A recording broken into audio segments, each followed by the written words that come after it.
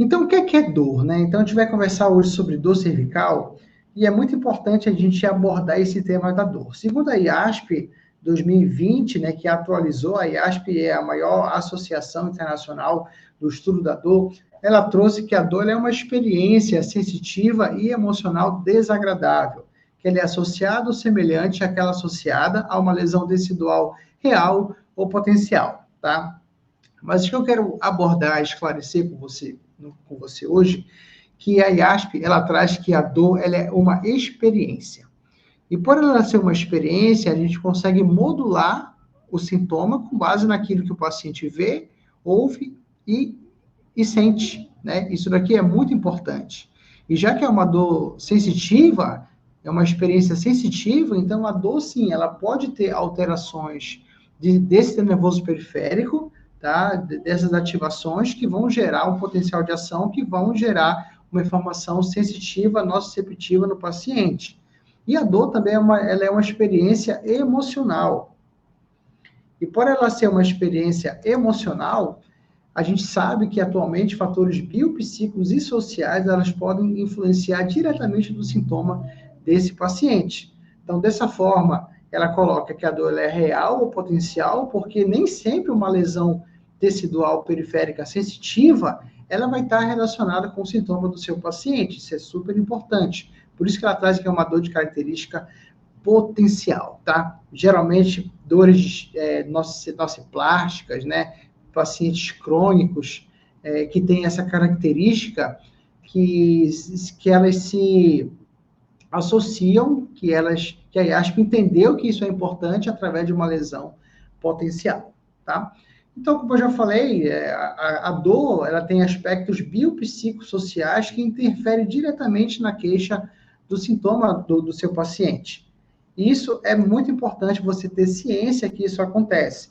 Então, a gente tem que avaliar o paciente com assertividade para a gente entender se essa dor ela é mais de característica biológica, ou seja, tem uma alteração sensitiva importante, como, por exemplo, uma bandeira vermelha, que vai influenciar diretamente no sintoma, ou então não. É alguns aspectos sociais que a pessoa deixou de fazer e que ela se sente incapaz, e isso pode, sim, ser interpretado como dor.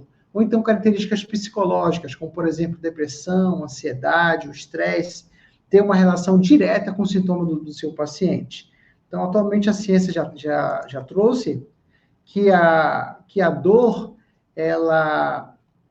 as áreas, na verdade, de interpretação da dor que estão relacionadas com o psicológico, né, com essas características mais psicossociais, é a área do sistema límbico, do hipocampo, e é a mesma área que é interpretada como dor, que também que pacientes que são depressivos, por exemplo, eles têm essa característica de estímulo na mesma região.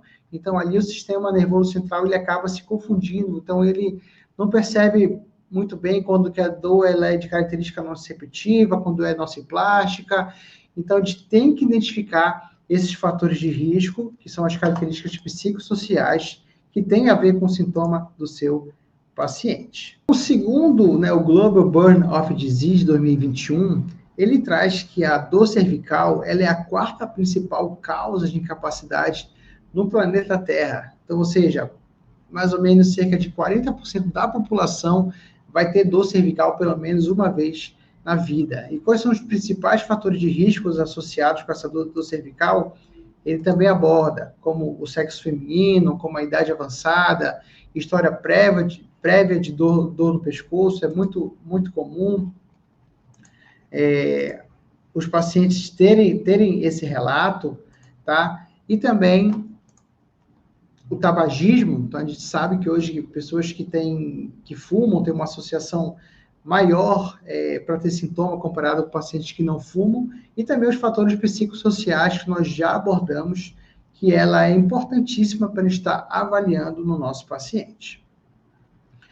Então, esses sintomas, sim, eles podem influenciar no sintoma do paciente. Então, a gente tem várias escalas que avaliam sintomas depressivos, elas avaliam o estresse do paciente, ou então avaliam como que esse paciente ele está no trabalho, e tudo isso eu tenho que identificar na avaliação para eu poder identificar, na verdade, se esses sintomas eles estão ou não influenciando no sintoma deste paciente. Então, por isso que eu sempre digo que qualquer avaliação fisioterapêutica que nós vamos fazer, que a escuta ativa é parte fundamental de qualquer processo de avaliação. Então, na hora que você estiver avaliando o seu paciente, você deve esquecer de fatores externos e focar ali na pessoa mais importante, que é o seu paciente que está ali na sua frente. Tá? Isso aqui é super importante. O paciente se sente acolhido, o paciente se sente ouvido. Então, você precisa conversar com esse paciente, você precisa dialogar com esse paciente, você precisa estar presente com esse paciente para você entender a demanda específica que ele está te procurando, para você avaliar e tratar da melhor maneira possível.